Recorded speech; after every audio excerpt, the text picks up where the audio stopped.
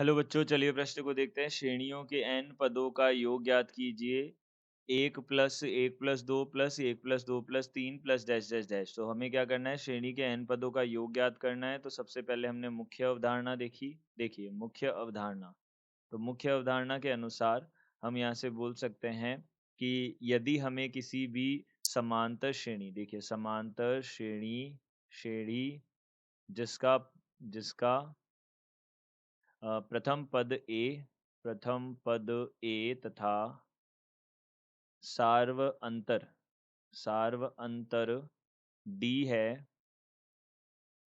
के n पदों का योग, n पदों का योग क्या होगा हमारे पास में? यह होगा n/2 प्लस n-1 गुणा डी होगा। अब देखिए इसी के साथ हम यहाँ पे बोलेंगे हमें यदि n पदों का योग ज्ञात करना हो किसी ऐसी श्रेणी का जिसका जो ना तो यहाँ पे समांतर श्रेणी बने ना ही गुणोत्तर श्रेणी बने, तो इस प्रकार की श्रेणियों में हमारे पास एक सूत्र होता है, एक हम तरीका उपयोग करते हैं। वह तरीका क्या होता है? हम क्या करते हैं, an ज्ञात कर लेते हैं उस श्रेणी का और फिर उनका योग कर देते हैं यहाँ पे इस चिन्ह के साथ, समीशन चिन्ह के साथ, यानी कि सिग्मा चिन्ह के साथ। तो यहाँ पे हमारे पास में योग an जो है वह हम उपयोग कर सकते हैं। तो यहाँ पे देखिए निम्न सूत्रों का हम उपयोग करेंगे। समीशन एक जो होता है, इसका मतलब होता है एक एक एक को हम n बार जोड़ेंगे तो n आएगा। यहाँ पे n की घात 1 जो है उसका योग कितना होगा? यहाँ पे n+1/2 होगा। समीशन n की घात 2 जो है उसका योग कितना होगा? n+1 और 2n+1 और बटा में 6 होगा। और इसी प्रकार से समीशन n की घात 3 जो है, यानी कि योग n की घात 3 जो है वह कितना होगा? n+1 बटा यहाँ पे 2 और इसकी पूरी घात कितनी हो जाएगी? यहाँ से 2 हो जाएगी, यह होगा।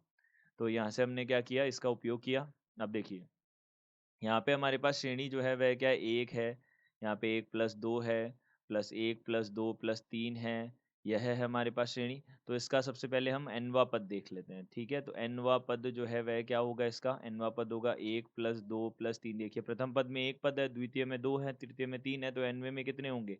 n पद होंगे, इनका योग करना है। तो यहाँ से हम क्या बोल सकते हैं? 1 2 3 4, यहाँ पे n पदों का योग कितना होगा? देखिए n पद है, समांतर श्रेणी में है क्योंकि हमारा प्रथम पद इसका 1 है और अंतर जो है वह कितना है? वो भी 1 है। तो यहाँ से n हो गया। यहाँ पे कितना हो जाएगा? 2 गुणा 1 प्लस यहाँ पे n-1 गुणा d कितना है? 1 है। तो यहाँ से हमने इसको हल किया तो यह कितना बन जाएगा? n+1/2 बन जाएगा। इसका उपयोग कर लिया हमने। अब देखिए हमारे पास nवा पद आ गया, तो अब हम क्या कर सकते हैं? an आ गया, यानी कि an आ गया हमारे पास n की घात 2/2 और प्लस n/2, यह हमारे पास an आ जाएगा। अब देखिए हमें क्या करना है? Sn ज्ञात करना है। तो Sn बराबर कितना होता है? समीशन an, यानी कि योग an होता है। तो यहाँ पे n की घात 2, 1/2 को हमने बाहर लिख दिया और यहाँ पे 1/2 को बाहर लिख दिया और समीशन कितना हो गया? यानी कि योग n हो गया। यह हमारे पास बन गया। अब देखिए हमने समीशन n की घात 2 यानी कि योग n की घात 2 देखा, तो यहाँ पे कितना हो जाएगा? n+1 और 2n+1 बटा यहाँ से कितना हो जाएगा? 6 हो जाएगा। यह हो गया हमारे पास में। और इसी के साथ यहाँ पे प्लस 1/2, यहाँ से n+1 बटा यहाँ से कितना हो जाएगा? 2 हो जाएगा। यह बन जाएगा। अब हम यहाँ से उभयनिष्ठ ले सकते हैं, तो 1/4 n गुणा n+1 को हम उभयनिष्ठ ले सकते हैं। यहाँ पे कितना बनेगा हमारे पास? n 2n+1/3 बनेगा और प्लस यहाँ से कितना हो जाएगा? 1 हो जाएगा।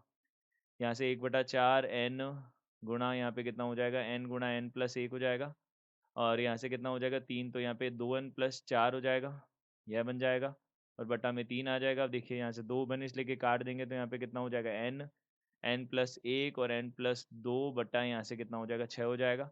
तो यहाँ से हम बोल सकते हैं दिए गए प्रश्न का उत्तर यह है। आशा करते हैं आपको समझ आया होगा। धन्यवाद।